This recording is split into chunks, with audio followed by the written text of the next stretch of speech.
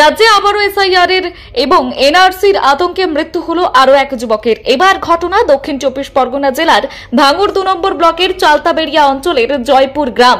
মৃত যুবকের নাম শফিকুল গাজী, বয়স 35 বছর। পরিবার সূত্রে জানা গিয়েছে, শফিকুল গাজী বিয়ের পর থেকেই ঘরজামাই হিসেবে শ্বশুর বাড়িতে থাকতো, নিজের বাড়ির উত্তর 24 পরগনার ঘুষিঘাটা এলাকায়। তবে নিজের প্রয়োজনীয় ঠিক ডকুমেন্টস সঠিক না থাকার কারণে এসআইআর আতঙ্কে গলায় দড়ি দিয়ে আত্মহত্যা করেছে। এই খবর ছড়িয়ে পড়তে এলাকায় ব্যাপক চাঞ্চল্য ছড়িয়ে পড়ে। ঘটনাস্থলে আসে উত্তর কাশীপুর থানা পুলিশ। এরপর খবর পেয়ে ঘটনাস্থলে আসে ক্যানিং পূর্বের বিধায়ক শওকত মোল্লা। আসতে রীতিমতো ক্ষোভ বিক্ষোভে ফেটে পড়েন স্থানীয় বাসিন্দারা। মৃত শফিকুল গাজীর ভাই কুতুবুদ্দিন গাজীর দাবি, এসআইআর এর আতঙ্কে মৃত্যু হয়নি আমার ভাইয়ের।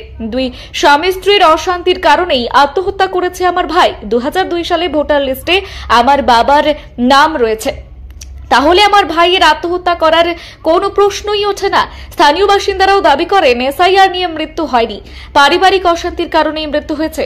গোটা ঘটনার তদন্ত শুরু করেছে উত্তর কাশীপুর থানার পুলিশ। গতকাল পর্যন্ত 7 জন মারা গিয়েছিল এই এসআইআর এর আতঙ্কে। আজকে ফের আমাদের ভাঙড়ের শফিকুল গাজী, বয়স মাত্র 35 বছর।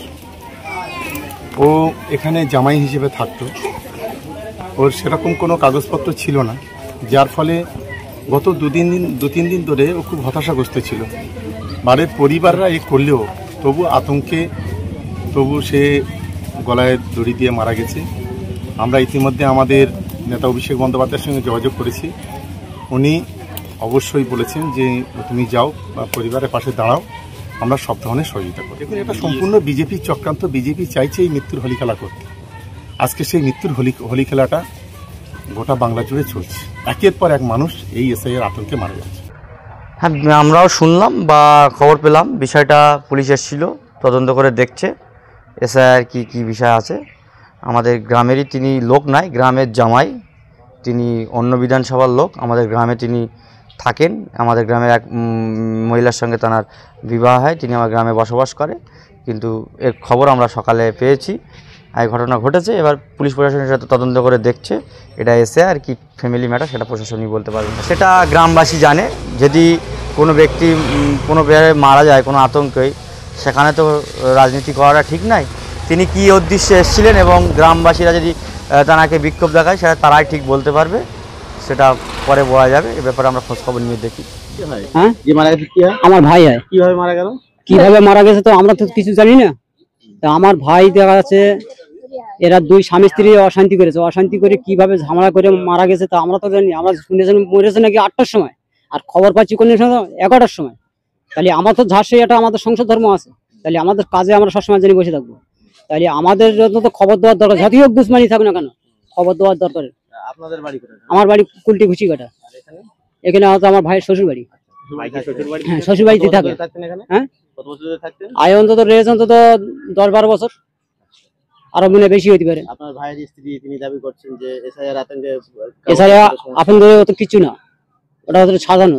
আচ্ছা, ওরা সাজানো সেজকে দেখা যাচ্ছে এটা আশা করবে, করেই দেখা যাচ্ছে বলবে এটাই আত্মহত্যা করেছে, এটা এর কিচ্ছু না। এরা দেখা যাচ্ছে আমার ভাই দেখা যাচ্ছে বলে কাগজ আনতে গেছে, কাগজ টাগজ কিছু আনতে যায়নি। ওরা দুজনে অশান্তি করে ঝামেলা করে এই একজনের গলা জড়িয়ে দিয়েছে। মানে এসআইআর আতঙ্ক না, দাবি করতে হলে কি ভিত্তিহীন অভিযোগ, মিথ্যা অভিযোগ। আপনাদের বাড়িতে গিয়েছিল আপনার ভাই? আমার ভাই এখনো পর্যন্ত যায়নি, বললো যে আপনাদের বাড়ি যায়নি, এখনো পর্যন্ত যায়নি। এখন অনলাইনের যুগ, দেখা যাচ্ছে অনলাইনের যুগের থেকে এখন ওই কাগজটা যেখানে যাবে বাবার নাম বললেই কাগজটা বেরিয়ে যাবে। আমার 2002 সালের কাগজটা। আমরা তো আমার বাবার কি কোনো ফটো দিয়েছি? আমরা বলেছি আমাদের ডেড বডি আমরা বাড়ি নিয়ে যাবো বলে, এইখানে বলে গেল তো বলে ডেড বডি এখানে যাবে না, এখানেই থাকবে। তা এখন বলছে এরা বলছে বলে এখানেই আমাদের থাকবে, এখানে মাটি হবে, দাফন হবে। আমার নাম কুতুবুদ্দিন গাজী। আমার তো একে তো বাপ মার কাছে যেতে পারিনি, তারা আমার কোনো স্থান দেয় না। আমি সেই মুহূর্তে আমি কি করে যাবো? এক আমার মরণ ছাড়া পথ নেই, তা আমি কি করতে পারি? তা আমি বুঝেছি হঠাৎ একটু কি করে এসে শুয়ে পড়ে ফের আবার চলে গেছে। এসে বলে এখন সকালবেলা আমি করতে গিয়েছি, এসে পরে হঠাৎ দেখছি কখন এটা কখন 8টার সময় কালকে রাত, আর এই সকালবেলা হঠাৎ একদম কোনো ঝগড়া নেই, ঝামেলা নেই। এসছে যে কেন আপনার পারমিশন কে দেশে আমার গৌরের বংশ ঢোকার। তখন মিডিয়া করছে, পুলিশ তখন বলছে মিডিয়া করার দরকার নেই, মিডিয়া করার দরকার নেই। কেন আমার কথাটা কি খারাপ লাগছে? আমার প্রশ্নটা কি দিচ্ছি তাদের কি মাথায় কি ঢুকে কি মাথা ব্রেনটা কি আউট হয়ে যাচ্ছে? তাদের কেন আউট হয়ে যাচ্ছে? কেন আমি প্রশ্নটা করছি তারা কেন তারা মানে আমার মিডিয়াটা আমি বলছি বক্তৃতা দিচ্ছি কেন তারা ধরিনি? কেন তারা বারণ করছে যে মিডিয়া তোমরা তুলো না কো, তোমরা করো না কো? কেন করবে না মিডিয়াটা? তারা ধরছে। আজকের আমার বুকটা খালি হয়ে গেছে, আমার গেছে। কেউ একবার প্রতিবাদ করেছে গ্রামের মানুষ, আমার দুষ্টুমিরা এসে পাশে। তখন তো সওগাত মোল্লার তো ডেকে এনে বলতে পারতো যে ঝা হবার একটা হয়ে গেছে, আজকের এনার এই ঝা মানে পাশে না দাঁড়াতেই হবে। তো একবার তারা বলেছে আমি এই টাকাটা করে আমার প্রশ্ন না তো, আমার ইমান জামানটা প্রশ্ন। আমার নওসার আমার পাশে দেড়গে আছে, তাদের পাশে আমি আসি, তাতে ইমান আমানটা জবানটা আমার মানে ঠিক আছে, তার নিয়েই আমি নওসারের নিয়ে আমি লড়বো, নওসারের হয়েই আমি লড়বো, আমার জীবন যায় যাবে। কি নাম আপনার? আমার নাম ফাতেমা জিবে।